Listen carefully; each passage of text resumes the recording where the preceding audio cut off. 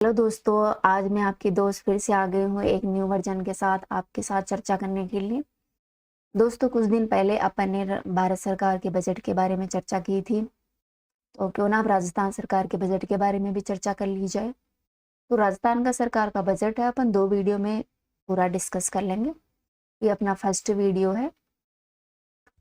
दोस्तों, बजट है वो जो अगले साल का जो अपन अनुमान लगाते हैं सरकार के द्वारा, सरकार के जो प्लान होते हैं, सरकार क्या योजना लाएगी क्या नहीं लाएंगे, उनका विवरण होता है। और जो इकोनॉमी सर्वे होता है वो पिछले साल का विवरण होता है, मतलब सरकार ने क्या किया क्या नहीं किया, उसका लेखा जोखा होता है। तो अभी बजट है वो 10 फरवरी को पेश किया गया था अपने राजस्थान के मुख्यमंत्री श्री अशोक जी गहलोत के द्वारा। उन्होंने शुरुआत की थी बजट की इन 2 पंक्तियों के माध्यम से, जो अपनी लाइफ पे भी अच्छे से इम्प्लीमेंट होती हैं। कर्म में अगर सच्चाई है तो कर्म कहाँ निष्फल होगा, हर एक संकट का हल होगा, आज नहीं तो कल होगा। इन लाइनों को अपनी लाइफ में शामिल करते हुए आगे बढ़ते रहो, एक ना एक दिन अपन को सफलता मिल ही जाएगी। तो अपन बजट की चर्चा कर लेते हैं। सबसे पहले अपन जो राजकोष से अपनी प्राप्तियां होती हैं, घाटे वगैरह होते हैं, वो केंद्र सरकार पे होते हैं, वैसे राज्य सरकार स्तर पे भी होते हैं, उनको देख लेते हैं। दोस्तों, जो 2024-23-24 के बजट अनुमान है, उनमें सरकार की राजस्व प्राप्तियों का उन्होंने अनुमान लगाया है 2,33,988 करोड़ और 1 लाख रुपए का अनुमान लगाया है। ठीक है। और जो बजट अनुमान में राजस्व व्यय होने का उन्होंने अनुमान लगाया, वो लगाया है 2,58,883 करोड़ 68 लाख रुपए। वही राजस्व घाटे का अनुमान लगाया है 24,895 करोड़ और 67 लाख रुपए।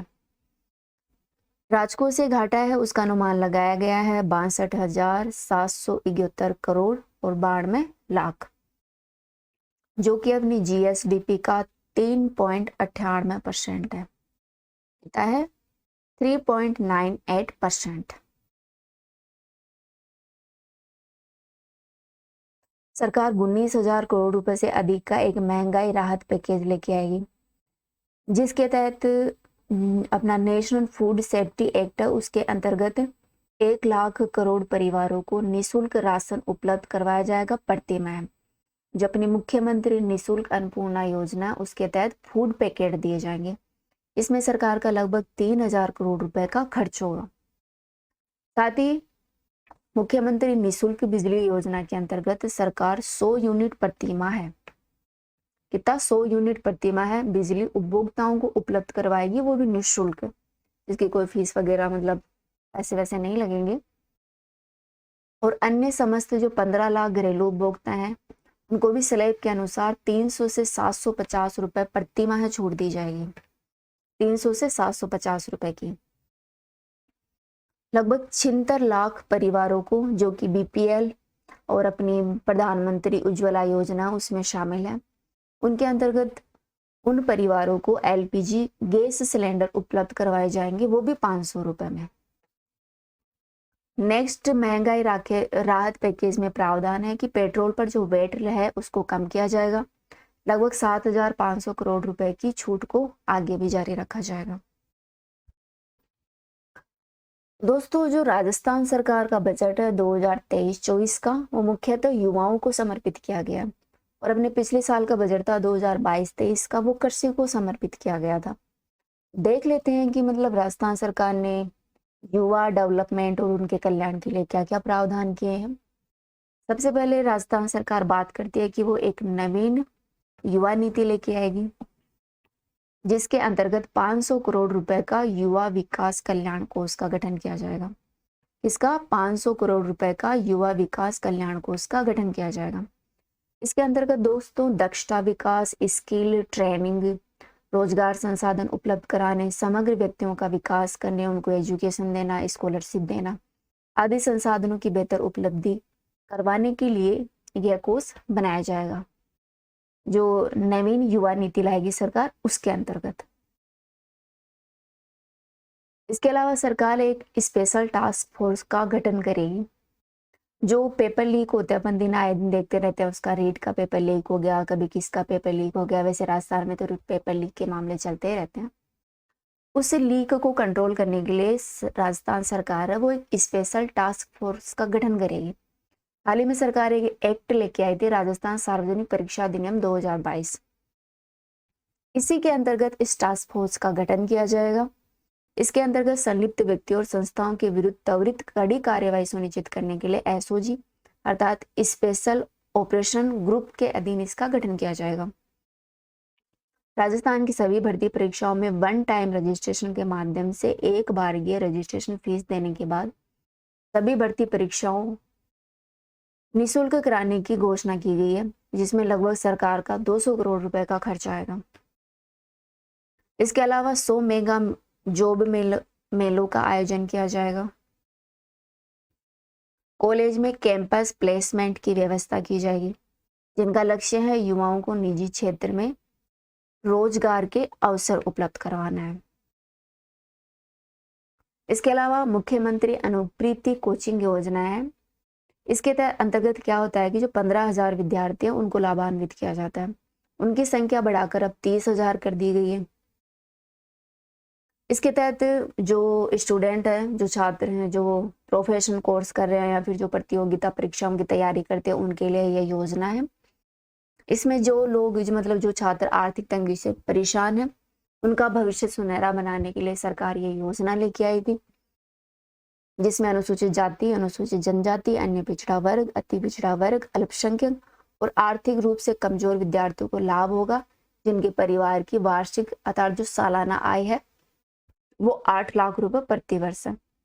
इसके अलावा उनमें इस योजना में वे विद्यार्थी भी शामिल होंगे जिनके माता पिता राज्य सरकार के कार्मिक के रूप में पे मैट्रिक लेवल 1 तक वेतन प्राप्त कर रहे हैं, वो भी शामिल होंगे। दोस्तों, इस योजना का लाभ है वो छात्रों को 1 वर्ष की अवधि के लिए ही प्राप्त होगा और इसके जो मुख्य पात्र हैं मतलब छात्राओं का चयन किस आधार पर किया जाएगा, तो 10वीं और 12वीं कक्षा के आधार पर किया जाएगा, यानी वो उनकी जो मेरिट लिस्ट है उनमें क्या कुछ नंबर है उसके आधार पर इनका चयन किया जाएगा। नेक्स्ट है विवेकानंद यूथ हॉस्टल बनाएंगी सरकार, जिला मुख्यालयों पर इनका गठन किया जाएगा। इसके अंतर्गत जो प्रतियोगिता परीक्षाओं के विद्यार्थी जो तैयारी करते हैं उनके लिए इन विवेकानंद यूथ हॉस्टल का निर्माण किया जाएगा ताकि वह आसानी से रह सके। समस्त ब्लॉक मुख्यालयों पर सावित्रीबाई फुले वचनालय डिजिटल लाइब्रेरी स्थापित की जाएगी, वो भी विद्यार्थियों को प्रतियोगिता परीक्षा की तैयारी अध्ययन की सुविधा उपलब्ध कराने के लिए। इसके अलावा मुख्यमंत्री युवा उद्यम प्रोत्साहन योजना लाई जाएगी। इसके तहत 18 से 35 वर्ष के उद्यमियों को लाभ दिया जाएगा।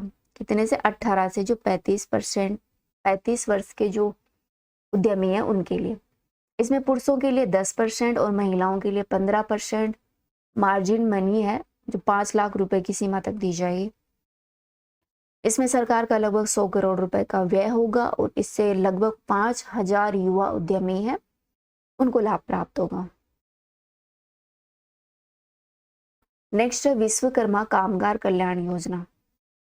दोस्तों, यह योजना अल्प आय वर्ग की जो महिलाएं हैं, कामगार हैं, विभिन्न वंचित वर्ग के लोग हैं जैसे कि हस्तशिल्प, केशकला, माटी कलाकार और जो घुमंतु लोग हैं, उनके स्वरोजगार के लिए यह योजना लाई जाएगी। इसके अंतर्गत आवश्यक कीट, उपकरण, सिंचाई मशीन इत्यादि को क्रय करने की सहायता हेतु उपलब्ध कराने के लिए सरकार 5-5 हजार रुपए का इनको अनुदान देगी। प्रदेश में इसे 30,000 हस्तशिल्पी और आर्टिस्ट को उनके उत्पादों की मार्केटिंग हेतु नेशनल और स्टेट लेवल पर प्रदर्शन लगाने, मेले में भाग लेने के लिए आगामी वर्षों में सरकार उनकी 10-10 हजार रुपए की सहायता करेगी। इसके अलावा राजस्थान वेंचर कैपिटल फंड का गठन किया जाएगा। इसके तहत प्रदेश के युवाओं को स्टार्टअप और आधुनिक तकनीक आधारित उद्योगों को स्थापित करने के लिए 250 करोड़ रुपए की राशि का प्रावधान किया गया है। ठीक है, ध्यान रखना, राजस्थान वेंचर कैपिटल फंड है क्या? ये स्टार्टअप से जुड़ा हुआ फंड है, 250 करोड़ रुपए का है जो उद्योगों को प्रोत्साहित करने के लिए है। नेक्स्ट है राजीव गांधी इनोवेशन चैलेंज में पुरस्कार की राशि 2 से बढ़ाकर 5 करोड़ रुपए कर दी गई है तथा इनकी संख्या में भी वृद्धि की है। सरकार ने जनजातीय क्षेत्रों के युवाओं के लिए जो अपना गोविंद गुरु जनजातीय यूनिवर्सिटी है जो कि बांसवाड़ा में स्थित है, में इंक्यूबेशन एंड इनोवेशन सेंटर की स्थापना की जाएगी। इसकी इंक्यूबेशन एंड इनोवेशन सेंटर की। इसके अलावा सरकार जोधपुर, कोटा, उदयपुर में प्लेनेटेरियम का निर्माण करवाएगी। सरकार 2023 में बायोटेक्नोलॉजी पॉलिसी लाने की भी बात कर रही है इस बजट में। साथ ही जयपुर में APJ Abdul Kalam institute of biotechnology की स्थापना की जाएगी, जिसका लक्ष्य है युवाओं को health, pharmacy, agriculture and bio informatics से संबंधित हाई एंड रिसर्च डेवलपमेंट पर सर्टिफिकेशन कोर्स उपलब्ध करवाना है। आगे है राजीव गांधी एविएशन यूनिवर्सिटी जो कि जयपुर में बनाई जाएगी।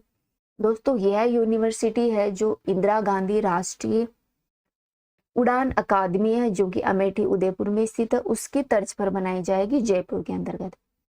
इसके अंतर्गत पायलट ट्रेनिंग एकेडमी की स्थापना की जाएगी। साथ ही aircraft maintenance engineering, flight attendance, aviation management course,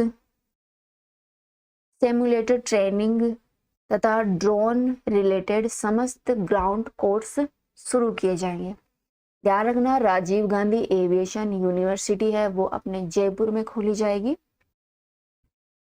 next है कोटा संभाग में एक माइनिंग यूनिवर्सिटी की स्थापना की जाएगी RSMML के सहयोग से। राजस्थान में IID स्किल यूनिवर्सिटी का नाम है वो विश्वकर्मा स्किल यूनिवर्सिटी रखा जाएगा तथा 27 नए राजकीय महाविद्यालय और 20 नए कन्या महाविद्यालय खोले जाएंगे प्रदेश में। इसके अलावा सरकार जो Rajiv Gandhi scholarship for academic excellence योजना है जिसे 20 अगस्त 2021 में अपने पूर्व प्रधानमंत्री स्वर्गीय राजीव गांधी की जयंती पर शुरू किया गया था, जिसका लक्ष्य विदेशों के प्रतिष्ठित संस्थानों में निःशुल्क विद्यार्थियों को अध्ययन करवाना। इसके अंतर्गत अब क्या होता था कि 200 विद्यार्थियों को विदेशों में निःशुल्क शिक्षा दिलवाई जाती थी, जिसे बढ़ाकर इस बजट में सरकार ने 500 विद्यार्थी कर दिया है। मतलब अब 500 विद्यार्थी विदेशों में इस योजना के तहत निःशुल्क शिक्षा प्राप्त कर सकते हैं। इसके अलावा जयपुर में एक फैसिलिटी डेवलपमेंट एकेडमी की स्थापना की जाएगी, जिसका उद्देश्य है उच्च शिक्षा के क्षेत्र में शैक्षणिक सुधार करना।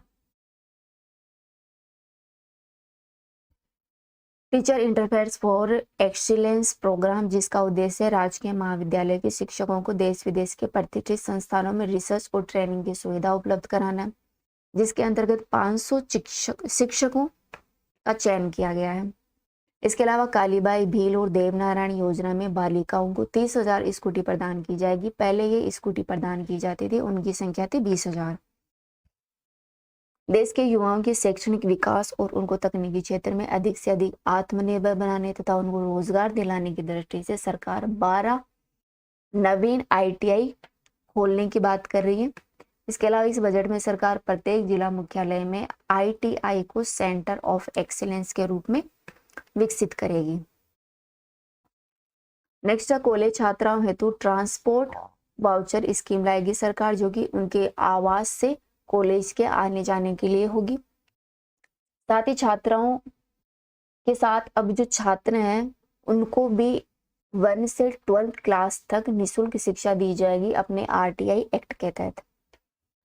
इसके अलावा बजट में अन्य प्रावधान किए गए हैं राजस्थान टैलेंट सर्च एग्जाम, जो कि नेशनल टैलेंट सर्च एग्जाम की तर्ज पर गठित की जाएगी।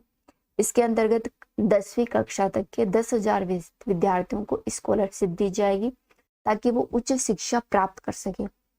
साथ ही राजकीय विद्यालयों के जो कक्षा 8 तक के विद्यार्थी हैं उनको निःशुल्क स्कूल यूनिफॉर्म दी जाएगी। इसके अलावा सरकार है वो 800 नवीन प्राथमिक विद्यालय खोलेंगी।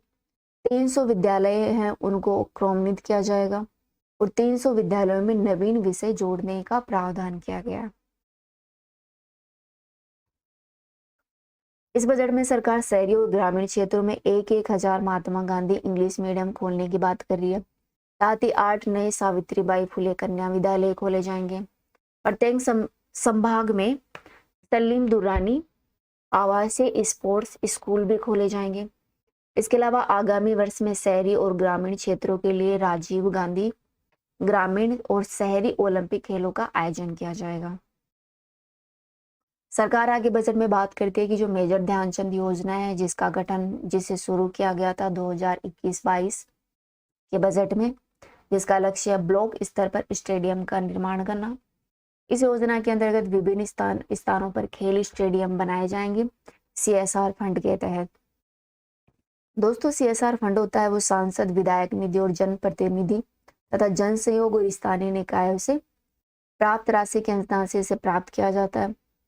उसी से प्राप्त राशि से इस मेजर ध्यानचंद योजना में CSR से जो राशि प्राप्त होती है उसी से स्टेडियम का निर्माण किया जाएगा। पहले ये जो खर्च होता था वो 25 लाख था, जिसे इस बजट में सरकार ने बढ़ाकर 1 करोड़ रुपए कर दिया है। नेक्स्ट, सरकार ने खेल सुविधाओं में और क्या क्या प्रावधान किए हैं। सरकार 27 नए खेल स्टेडियम खोलने की बात कर रही है। भरतपुर में स्पोर्ट्स कॉम्प्लेक्स खोलेगी। अजमेर और बीकानेर, भरतपुर तथा जोधपुर में सिंथेटिक एथलेटिक्स ट्रैक का निर्माण होगा। धौलपुर, जालोर और नागौर में मल्टीपर्पज इंडोर हॉल्स बनेंगे। स्टेट स्पोर्ट्स इंस्टीट्यूट जोधपुर में ऑल वेदर स्विमिंग पूल बनाया जाएगा। कहाँ बनाया जाएगा all weather swimming pool? Jodhpur में। इसके अलावा कोलिडा, सीकर, बांसवाड़ा में फुटबॉल अकेडमी, बीकानेर में साइकिलिंग, भीलवाड़ा में कुश्ती, राजगढ़ चूरू में एथलेटिक्स और बाड़मेर तथा सीकर में बास्केटबॉल अकादमी सरकार के द्वारा बनाई जाएगी। सरकार की नेक्स्ट बजट घोषणा है Rajiv Gandhi national youth excellence programme.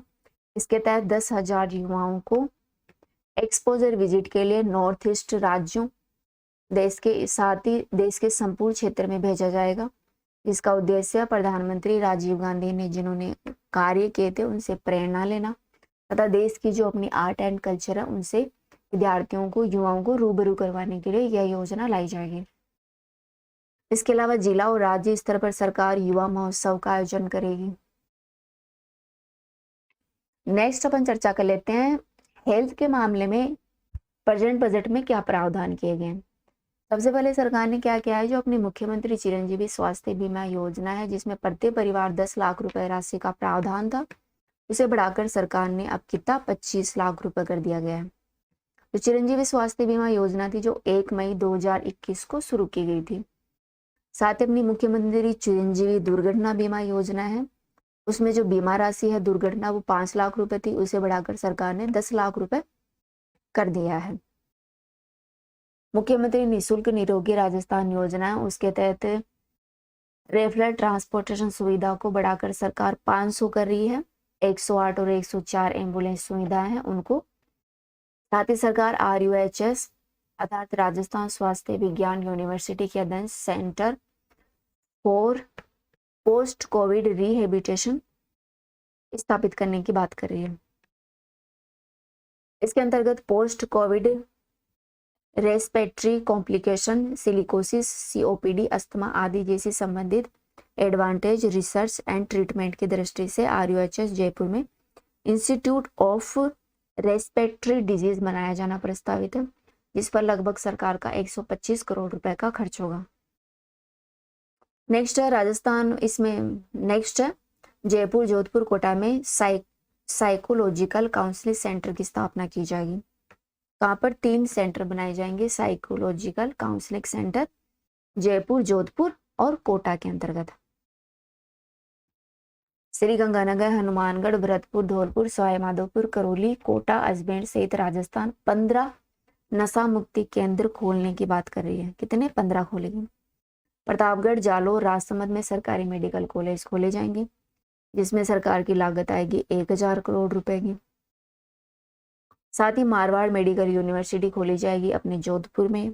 कहाँ खोली जाएगी? जोधपुर में, जिसमें लागत आएगी 500 करोड़ रुपए की।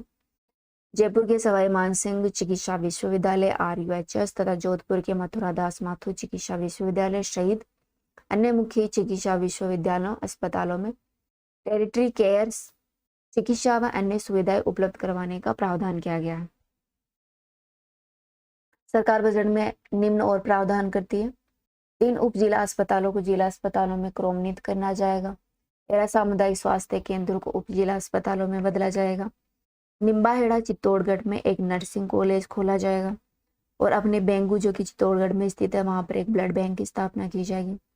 33 उप जिला स्वास्थ्य केंद्रों में प्राथमिक स्वास्थ्य केंद्रों में बदला जाएगा। साथ ही 14 नवीन प्राथमिक स्वास्थ्य हेल्थ केंद्र खोले जाएंगे। 12 प्राथमिक स्वास्थ्य केंद्र सामुदायिक स्वास्थ्य केंद्रों में बदले जाएंगे। नेक्स्ट है R&T मेडिकल कॉलेज जो कि उदयपुर में स्थित है, में centre of excellence for sickle cell disease एवं मातृ विज्ञान संस्थान की स्थापना की जाएगी। कहाँ की जाएगी? अपने उदयपुर में R&T मेडिकल कॉलेज के अंतर्गत।